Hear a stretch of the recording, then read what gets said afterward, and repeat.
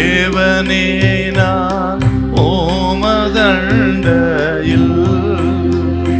இன்னும் நெருங்கி சேர்வதே என் ஆவல் பூமியில். லூக்கா சுவிசேஷம் 15ஆம் அதிகாரம் 18வது வசனம். நான் எழுந்து என் தகப்பனிடத்திற்கு போய் தகப்பனே பரத்துக்கு விரோதமாகவும் உமக்கு முன்பாகவும் பாவம் செய்தேன். நான் பாவம் செய்தேன். இவன் இப்போ தகப்பனத்தில் எழுந்து போவேன்னு இறுதி தீர்மானம் பண்ணிட்டான்.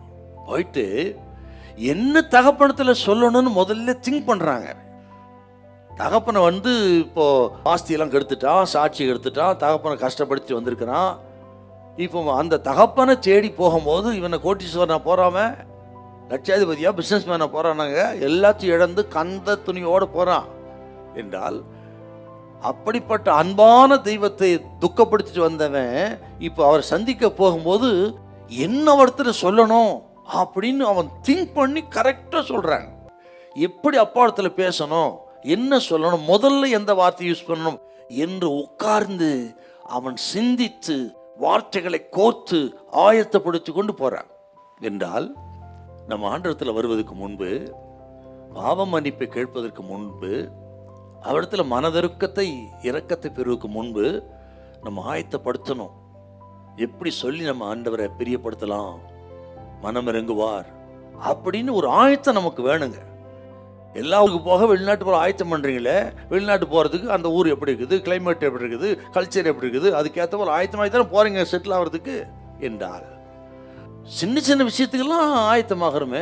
தகப்பனிடத்தில் வரும்போது வர்றதுக்கு முன்னாடி, ஆராதிக்க வர்றதுக்கு முன்னாடி ஒரு ஆயத்தம் நமக்கு வேணுங்க. அப்படி இன்னைக்கும் இது கேட்குறவங்க அப்படிப்பட்ட ஒரு நல்ல ஆயத்தத்தோடு நீங்கள் ஆண்டவரை தேடி வரணும். கடந்த காலத்தில் கர்த்தருக்கு பிரியமில்லாத காரியங்களை செய்துவிட்டு, ஆக ஏதோ ஒரு வரையில் ஆண்டவர் என்ன மன்னிச்சிருங்க அப்படின்னு சொல்கிறோம். தப்பு, கவனிக்கணுங்க.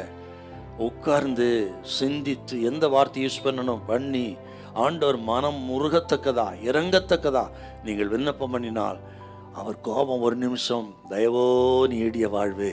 மேற்கு கிழக்கு எவ்வளவு தூரமோ அவ்வளவு தூரமான நமது பாவங்களை நம்ம விட்டு விலக்குற அற்புதமான தெய்வம்.